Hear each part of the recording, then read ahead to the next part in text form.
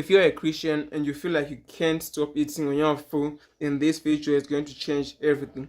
I'm going to show you the food scale method that helped me to stop binge eating. I used to feel completely alone in this struggle, not knowing why I couldn't just stop eating when I was satisfied or when I was full. I knew that it was destroying me in some way, but for some reason I just couldn't stop. But let me tell you, there's a 5-step process that changes everything, and I'm going to walk you through it today. And by the end of this video, you will know exactly what that is, and you will know exactly what to do instead. So I want you to look at this line that's here, or you can call it a scale, whatever you want to call it, and it goes from green to red, with the green being you being hungry, like you're very hungry, and with the red being you being very full, like too full, you have been, you have overeaten, right? And the intersection in between is where you are actually full and you have eaten enough for you to go on with your day. And I want you to see that your goal is to stop eating anyway from this place to this place. So it's actually like a spectrum. It's not one line or one feeling that you must aim for, but instead you must try to stop eating anyway within that frame.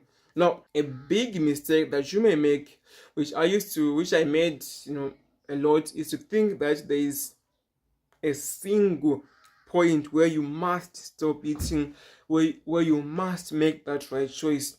But the truth is, there is not. It's literally a frame. And when I was trying to stop binge eating, I always aimed to stop eating when I was in that range, and I was doing it unconsciously because I didn't know any of these methods. But now, hopefully for you, it makes sense. Now, you might be thinking, oh, blessing, now I know that, but how do I get the strength, or you can call it the willpower or the discipline to stop eating when I'm in that range? Well, there's a 5-step process that I'm going to teach you. And if you follow this, it's going to work. So step 1 of this process, before I tell you, have you ever heard anyone saying, that works for others but not for me, because in some way I'm special and what works for everybody doesn't work for me? Have you ever heard that? Oh, that could be what you are thinking right now, that this method may work for other people but not for you. Well, that is exactly step number 1. You need to remove the special snowflake mindset. I hate to break it to you, bro. You are not special. Like, you are not. Isn't okay? You are special. I think your mom told you that, but you're not special in the sense that what works for other people and this method can work for you. This is a skill, and you need to accept that you can also develop that skill. That's step number 1. Remove the special snowflake mindset and accept that this method can work for you. Let's go on to step number 2 for you to master this intuitive eating approach. Have you ever noticed how people eat nowadays? Like, they'll be watching TV or watching a movie while they are eating. I used to do it. Sometimes I listen to some motivational videos while I'm eating, or watch videos online. And maybe you do that. Maybe you are listening to something while eating. And that is dangerous because your mind doesn't get to focus on doing like the most important thing at that time, which is to eat. So step number 1 is step number 2, you need to remove all distractions when you are eating. When you are eating, try to do nothing but eat. Now, of course, you can be with your family, cool. But the point is, don't watch TV, don't listen to music. Literally focus on the food and the food alone. Now let's go on to step number 3. And I'm sure if you have went online to look for advice before listening to eating, you might have been told that eat slow. Like, you must have been told that, you must eat slow because eating slow allows you to feel fuller faster. And maybe you've tried that and that did not work for you. And the reason is because it doesn't work.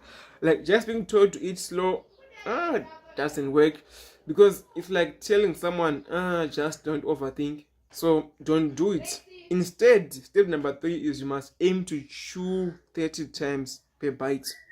As in, let's say you're eating bread, right? You're eating bread and you chew once and then you bite once and then you chew 30 times. That's going to allow you to eat slow as a byproduct. Now you might be saying, blessing, 30 times is a lot of times. And trust me, that's what I used to think. But when you try it within a day or two, you just see that it's pretty easy. Like chewing 30 times per bite is pretty easy. And so do that. It's going to allow you to eat slow as a byproduct and allow you to feel your hunger hormones and to stop eating when you're full. Now let's go on to step number 4. If you ever ate or at least constantly listening to how you feel and you're like, am I full? Am I full? And you find that when you do that constantly, you start to overthink. Even if you stop eating at the right time, you're constantly overthinking. Did I binge? Did I overeat? So you need to stop that. Step number 4 is you need to let go and let the body do its thing. Trust me, I was facing this challenge a few days ago, and I realized that wait, even if I don't ask myself I'm full, if I just eat slowly, following all the other steps, I'll find that my body will tell me when I'm full. Like your biology, like your body is programmed to send hormones to your mind when it's full. So let go of constantly asking yourself, am I full? And just eat slowly, follow the other steps, and you're going to find that your body will let you know when you're full. Then the final step, if you ever made a mistake and then you constantly judge yourself for it, like, I binged, I'm so stupid, I'm such an idiot. Even if you're trying to stop eating when you're full and you overdid it, now you start to judge yourself and you're like, why on earth do I do that? Have you ever done that? When you need to stop doing it, basically. The final step is you need to remove the judgment. You're going to make mistakes. It's okay. Like, think of a child learning to walk, and it takes the first 3 steps and it falls down, and it's like, I am so stupid. Why on earth will I fall down? Like, no. Like, it's part of the process, okay? You make mistakes, you try again, and you keep going. Same thing for you. When you try to do this intuitive eating thing, you're going to make a ton of mistakes. Sometimes you're going to stop eating when you're in the red zone. Trust me, I've been there. And it's okay. You keep trying again, keep iterating, don't judge yourself, remove the judgment. And if you follow all these steps, you're going to learn how to stop eating when you are full.